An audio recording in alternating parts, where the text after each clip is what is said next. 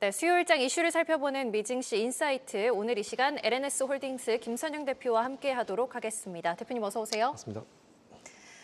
네, 오늘 3대 지수 좋은 모습을 보여주고 있죠. 넷플릭스의 호실적도 있었고 그리고 AI에 대한 이 기대감까지 더해지면서 3대 지수 오름세를 보여주고 있는데 특히 S&P 500 지수는 이제 한 22포인트 정도만 더 오른다면 사상 최고가를 다시 한번 기록하게 될 것 같습니다. 대표님 오늘도 이렇게 좋은 흐름이 이어지고 있는데 트럼프의 이런 지연된 관세 소식 앞으로도 좀 이렇게 호재로 작용할 수 있을까요?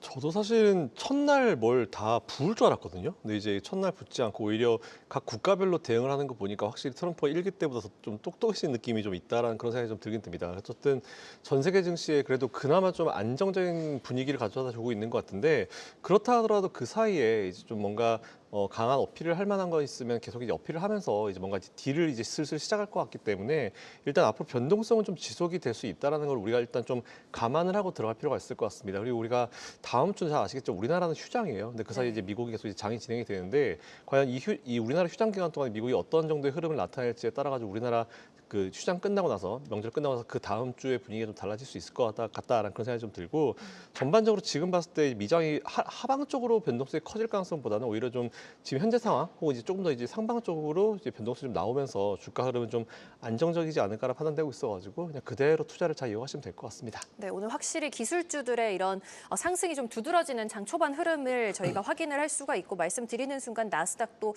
1%대로 상승세를 유지하고 있고요. 자, 이어서 오늘장 대표님과 함께 나눠볼 이슈로 넘어가 보도록 하겠습니다. 네, 스타게이트 이 소식이 어제 나왔습니다. 중요도를 계속해서 좀 파악을 저도 하고 있는데요. 지금 뭐 5천억 달러를 투자하겠다. 엄청난 스케일이라고 볼 수가 있을 것 같은데 이렇게 투자를 해서 AI 인프라 합작 벤처를 만들겠다라고 이야기가 나왔는데요. 이거를 뭐 그 정치적인 이슈다라고 뭐 해석을 해야 되는 부분인 건지 뭐 대표님께서는 이 소식을 좀 어떻게 보고 계시나요? 일단 이 소식을 처음에 들었을 때 저는 첫 번째 딱 든 생각이 트럼프 1기 때 그때 미중 무역 분쟁을 할 때 그때 누구보다 빨리 이제 미국에 찾아가가지고 트럼프랑 거의 뭐 몇십 번씩 계속 회담을 하면서 그때 아베 총리였죠. 그분이 이제 여러 가지 이슈를 하면서 사실 미국에 지원할 걸 되게 많이 하면서 사실 미중 무역 분쟁에 거의 전 세계에서 유일하게 손해를 보지 않은 국가가 일본이었습니다. 네. 근데 이번에 시작하자마자 바로 이제 손정희 회장 달려가가지고 처음에 1,000억 달러를 제시를 했었어요. 근데 그 자리에서 이제 트럼프가 웃으면서 2배로 가자, 2,000억 달러 가자 그랬더니 이번에는 5,000억 달러를 들고 와가지고 이거를 그 단상 위에 올라가서 그 멘트할 때 한 걸 보니까 확실히 이번에도 일본이 뭔가 이제 이런 미국의 이제 제재로부터 많이 좀 편해지겠구나라는 생각이 좀 되게 많이 들더라고요. 어떤 식으로 멘트했냐면 앵커님 보셨겠지만 처음에 2천억 달러를 주겠다, 1,000억 달러 주겠다, 그리고 나머지 4천억 달러를 앞으로 4년 기간 동안에 이제 다 붓겠다라고 했는데 그 다음에 뭐라고 그랬냐면은 당신의 임기 기간 동안에. 근데 소프트뱅크가 네. 돈은 많지는 않지만 네.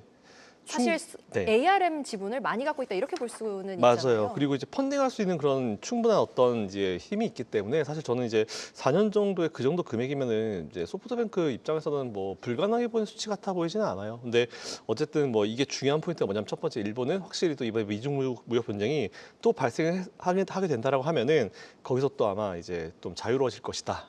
라는 그런 좀 되게 부러움이 좀 있었고요.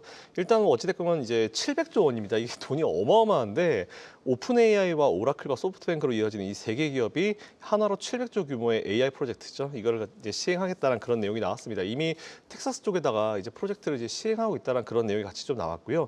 스타게이트라고 하는데 일단은 1,000억 달러 143조를 먼저 붓고 나머지 4년 기간 동안 트럼프 임기 기간 동안 당신의 임기 기간 동안에 나머지 4천억을 붓겠다라고 하면서 총 이제 700조 원이 넘는 금액을 이제 붓겠다는 그런 내용이 발표가 됐습니다. 그러면서 일단 AI 스타게이트가 뭐 하는 어떤 역할인가 봤더니 AI 개발을 위한 데이터 센터 그리고 칩 그리고 이제 전기 및 수자원 공급을 하는 그런 기업이다. 웬만하면 다 한다는 얘기거든요. 여러분.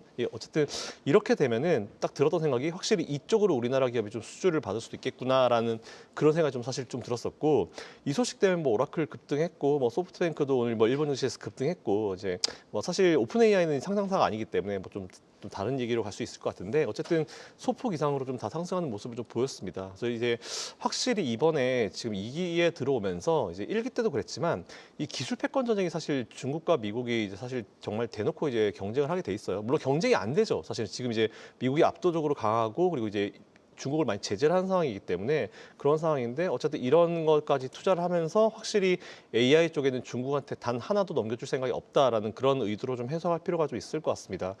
어쨌든 뭐 이런 걸 봤을 때 이제 앞으로 돌아가는 분위기를 보면은 확실히 지금 그 중국이 할 수 있는 카드가 별로 없는 것 같아요. 이제 신규 새로운 이제 최첨단 칩을 만들려고 하면은 뭐 EUV 노광 장비도 아무것도 못 사지. 오히려 레거시 쪽에 좀 집중을 하면서 이제 레거시 쪽에 이제 그 칩들을 최대한 많이 이용해가지고 제품을 생산하고 하는 그런 방식으로 갈 수밖에 없을 것 같은데 사실 그렇게 되면 제일 피해보는 게 삼성전자거든요.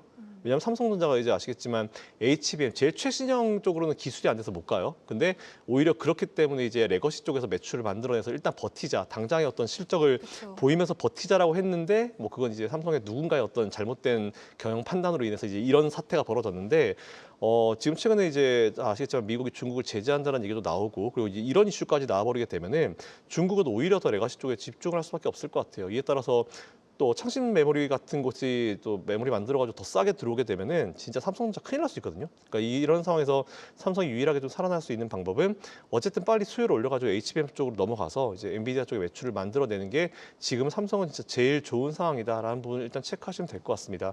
그래서 결론적으로 일단은 이렇게 AI를 700조라는 돈을 붓는다라는 것 자체가 우리가 좀 알 수 있는 게 확실히 AI는 단기 테마가 아니다. 제가 평소에도 많이 말씀드렸지만 단기적으로 끝나는 테마는 그냥 거기서 끝나요. 근데 이제 보통 길게 가는 테마들, 혹시 테마를 넘는 수준에 가는 어떤 하나의 미래 업종으로 가는 업종들은 파생되는 업종들이 되게 많이 나옵니다. 보시면 이제 AI가 원래 칩부터 시작했지만 뭐 액침 냉각이니 뭐 온갖 업종으로 다 퍼졌잖아요. 게다가 이제 이렇게 또 큰 기업들이 미국에서 700조 원이라는 돈을 투자한다는 것 자체가 아마도 앞으로 미증시는 이제 이 AI가 계속 포인트가 돼가지고 AI와 어느 정도 연결이 되는지 그거에 따라 가지고 투자 스타일을 좀 달리할 필요가 있을 것 같습니다. 그런 의미로 M7 기업들이 아무래도 앞으로도 주가를 더 이끌 가능성이 크다라는 그런 생각을 좀 가지고 있고요.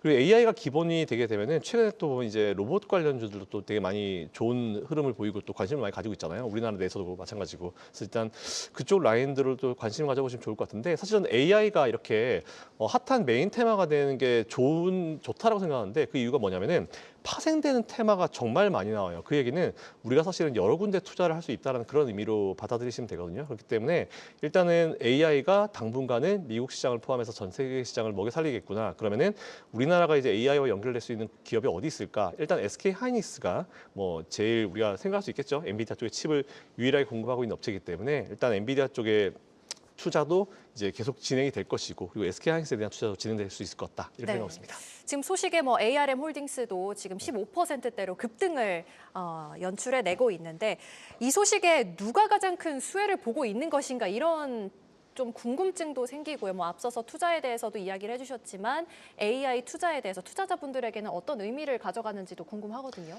ARM이 급등한다는 거는 내일 또 소프트뱅크 주가가 또 급등할 수 있겠네요. 뭐 일단 제일 연결돼 있는 게 아무래도 네. 손정 회장이기 때문에 아마 소프트뱅크를 직접 투자하고 계신 분들이 많지는 않을 거예요. 뭐 근데 관련된 ETF를 투자하시는 분이 있으실 수 있겠지만 일단은 당분간 이런 기업들 위주로 좀 많이 진행이 되지 않을까라는 생각이 좀 듭니다. 그래서 지금까지 보면은 이제 일본이 AI에서 좀 처져 있었다라는 그런 얘기들이 되게 많았어요. 근데 오히려 자금 가지고 이제 투자를 해가지고 하겠다라는 건 이제 일본 입장에서 되게 좋은 발상이다라고 좀 생각되고 있고 제일 중요한 포인트는 어쨌든 올해도 M7이다 이렇게 결론 내리면 될 것 같습니다. 네, 잘 들었습니다. 지금까지 LNS홀딩스 김선영 대표와 함께했습니다. 대표님 도움 말씀 고맙습니다. 감사합니다.